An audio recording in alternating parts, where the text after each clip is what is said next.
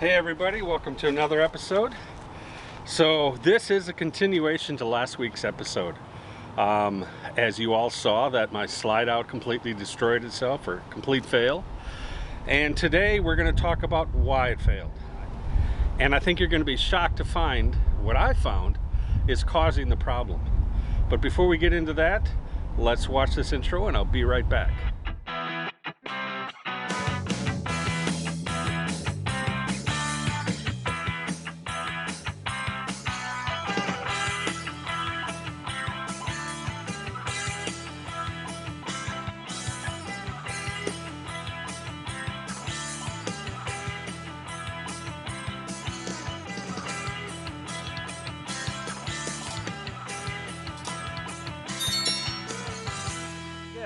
I want to hear what's on your bucket list.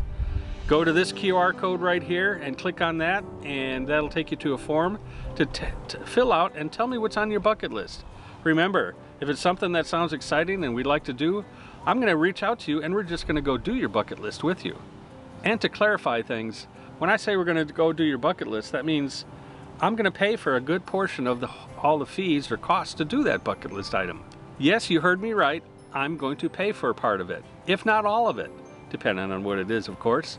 So go ahead, click that link again and fill out what's on your bucket list, and I may just reach out to you and we go do it. Now, if there's a bunch of you that have a lot of the same things, we might be doing a group bucket list, which I've got quite a few people that said they'd like to go skydiving, so I've done that several times myself. It is a lot of fun. If you guys want to join us, I'm starting to put some plans in place to go ahead and do that. Welcome back. So in last week's episode, we talked about the slide failing. It was actually the one on the other side this time. And we figured out what the issue was. But before I get into that, I need to explain a few things and do the best that I can to kind of outline what's going on. First of all, you need to understand that on a fifth wheel, they call this part here, the front overhang, the upper deck or platform.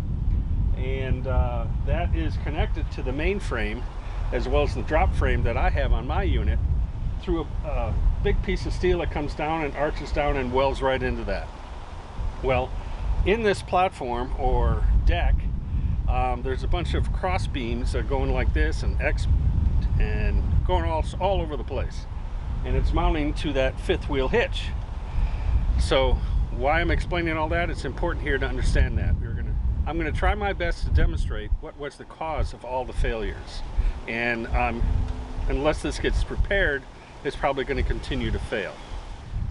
So now we're going to try to change positions here, and I'll explain what's going on. All right, so here we are in front of the rig. And why it's important is so you can kind of get a perspective of what's going on.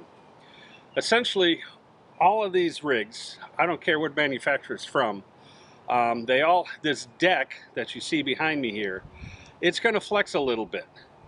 And in fact, from the manufacturer, it's typical to flex somewhere between 1/4 to 3/8 of an inch, but it can go as much as 1/2 an inch.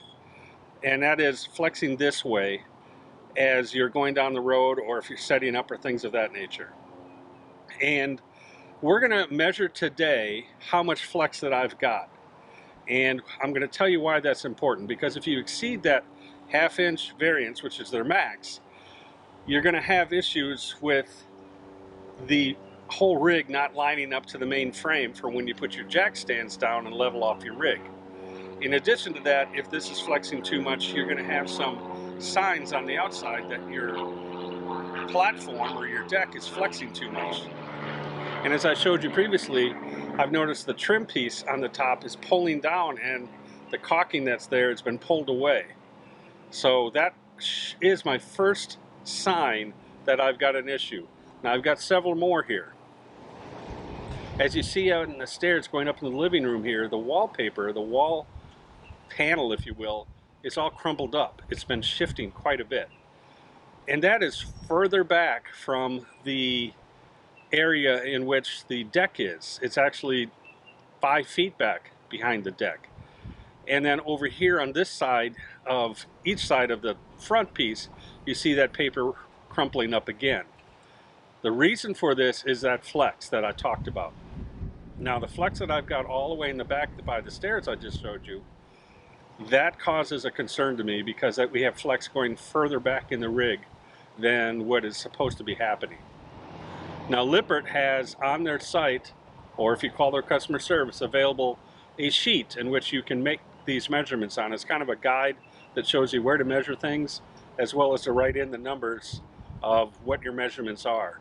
Well, I did that along with, so you could visually see this better, is I put some straps on my rig at the 2 points, and you can see as it changes, you'll see the straps kind of droop a little bit. They'll droop like this rather than being really taut. So you see that here in a second. So let's get into measuring the rig. Now I should point out that when you're going to measure this, you can't really use your tow vehicle because the tailgate's going to get in the way of your measurements or your guide, if you will. If you can take your tailgate off and you've got a short bed, that might work. Otherwise, you need to get something like a front end loader or a tripod or something that can hold the weight of your rig while you adjust the landing gear. So in this case, while my friend has got a front end loader as well as a forklift, where I'm currently parked, it's not convenient to get to me here. But we did bring over his dump trailer, and we used the side of his dump trailer, and you'll see that here in a second. Okay, before we get started here, it's important to point out that there are obviously two sides to the rig. Lippert refers to this as the door side versus the non-door side. I call it the driver's side versus the passenger side. The passenger side is what Lippert refers to as the door side.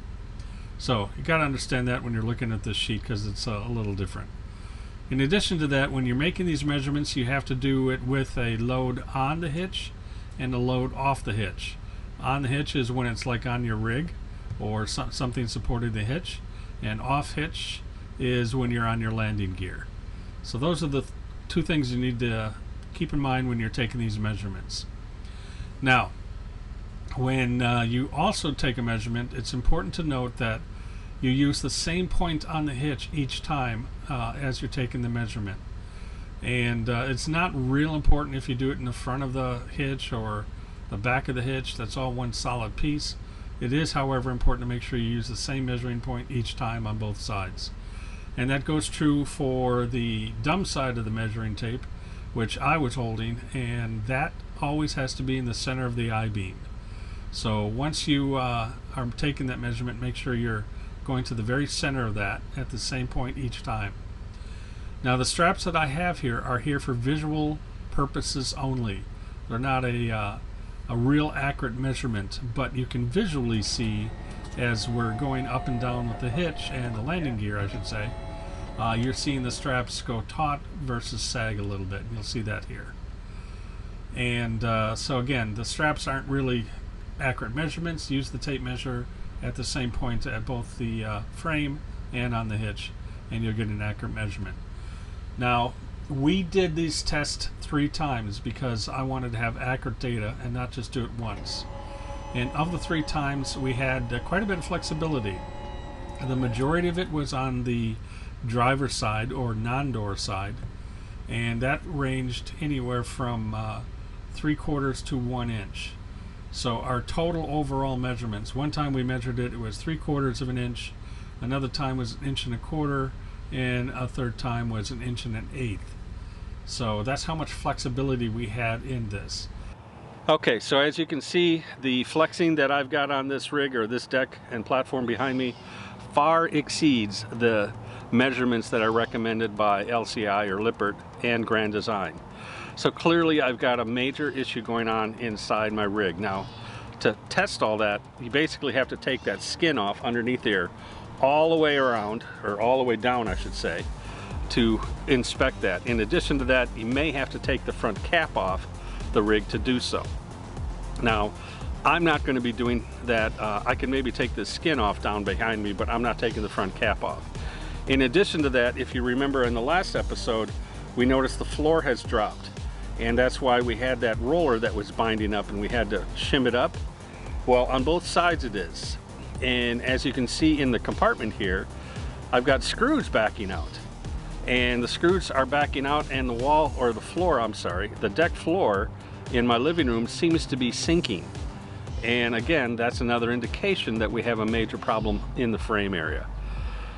So this is going to have to be something that a mobile tech from Lippert and or Grand Design or both come out to take all this apart and inspect this, or I've got to take it to a dealer.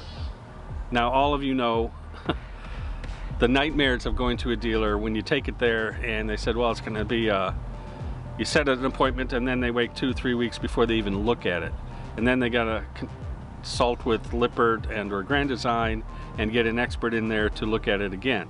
So you could be talking months while the rig is in there getting repaired. Well, this is my house. I'm a full-timer, so that's not possible.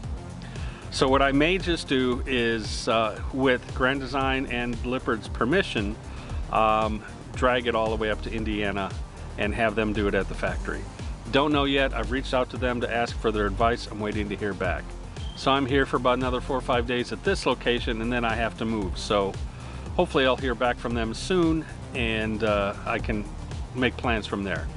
So if you recall from the last episode, we discovered that there is a known fix that Grand Design knew about, but we're not quite sure if it's available for this particular model, the Momentum 376 TH.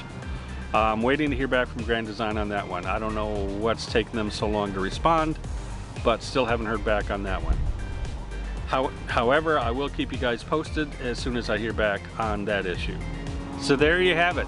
That's the big aha moment, the big news. I apparently have something broken in my frame structure that is destroying my slide outs.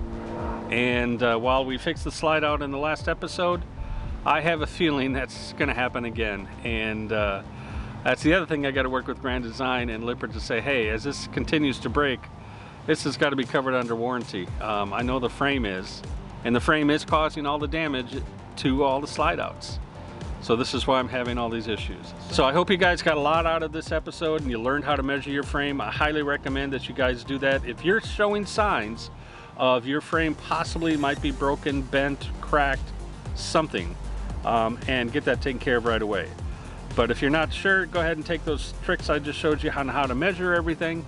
At least then you'll have some peace of mind as to whether or not your frame is damaged or broken or cracked or something like that. Again, hope all this was helpful. So thanks for tuning in. Don't forget that like, subscribe, and ring that little bell. And leave those comments, everybody. I love to get your comments and get feedback. And not only on this video, but anything else that you might want to talk about. Leave the comments. And most of you that have left comments, you'll know that I respond to you. So it's kind of fun to get some feedback from you and correspond on some of these ideas. That's it. Thanks for watching. Make it a great bucket list day. Goodbye.